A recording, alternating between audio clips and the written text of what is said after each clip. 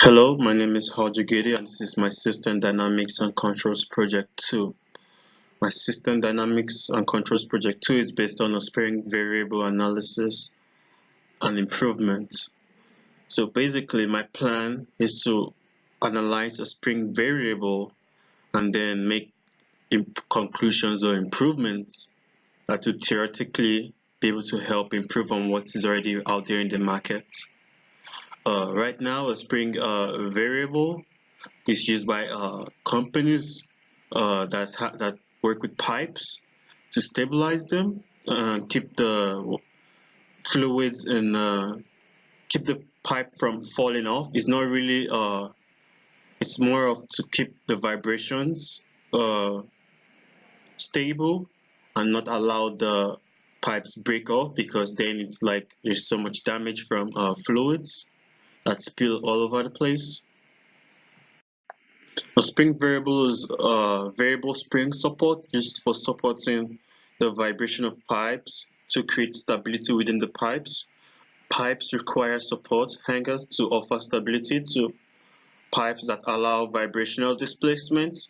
The variable support hangers are used where the supporting components have the capability to withstand load vibrations of up to 25%. There are three different types of supports. There is the uh, there is the horizontal, the obtuse, and the vertical. As we can see from this picture right here, the spring variable is connected to a hanger, and then below it is a section where the pipe is being held, and then what it does is there's a spring in between the variable that that changes depending on the amount of vibrational displacement that is being caused by the speed of the fluids in the pipes. How it works. The vertical movement is accommodated by a compression spring coil or stack of coils in series, which are pre-compressed to an initial load, and then during the operation, the supported component gets displaced through its specified movement, and the springs will be compressed or decompressed to the final load setting. Difference in the loads and the initial and the final settings give rise to the term variable spring support. A maximum variability factor of 25% has been established by the MSS to limit the load the load differential, which may be prescribed in the spring constants. The variable is a change, the variability is a change in the load to the final load. When prescribing variable spring support, attention must be given to the spring rate and the desired amount of travel to ensure the variability factor remains below 25%.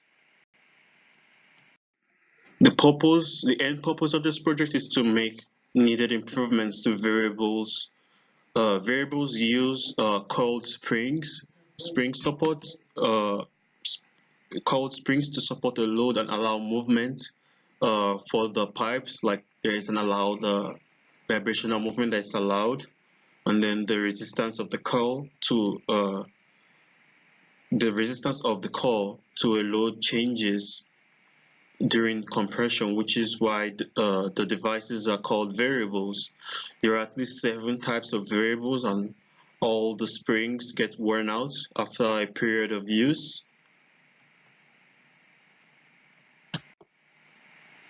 I propose the use of an accelerometer to measure the vibrational displacement of the spring, and a LabVIEW program as an interface to view whatever readings the accelerometer produces.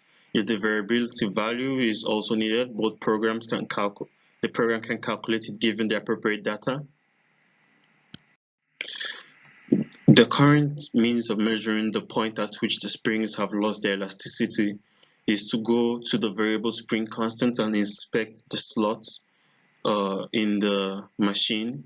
The inaccuracy of measuring the inelasticity of the spring by looking at the slots and the fact that one always must go to the machines which are in hard to reach places, is what I think I'm trying to like avoid, is what I'm trying to find a solution to.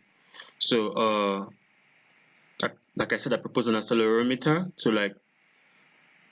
to read the values that I need for my data. But then at the end of the day, I'll be using concepts that I've had to deal with in system dynamics and controls, like using this schematic for the design for the internal mass of that is being affected on the spring, and then the fixed spring constant, as you may. Because of how small most accelerometers are, there won't be enough room to implement uh, a power source that can aid in powering the accelerometer and transferring the data. To power the accelerometer, harnessing the vibrational motion of the spring is the best bet, along with a chargeable battery pack to store the energy. In my assessment, I would sometimes be borrowing ideas from the constant effort of springs, though I'm applying it to variable efforts of springs because there's not much data that I'll be able to get on my own, except if I would have to end up making a test experiment run for my own data that I'm going to use, or borrow some online. For the internal mass, there will be different kind of loads I'll be looking at. I'll be looking at the cold load, the hot load, the spring rate stiffness, the spring travel, and the load variations. So the cold load, what it means is this refers to the load on the spring hanger when the system is a standby or non-operating condition. And then the hot load, this refers to the actual load on the spring hanger during the operational conditions. And then there is the spring rate. This refers to the spring rate, the force per unit length. And then there's the spring travel. This is installed to the operating system, to the variable spring while it's in operation. This refers to the maximum vertical movement of the spring due to piping loads at operating conditions determined.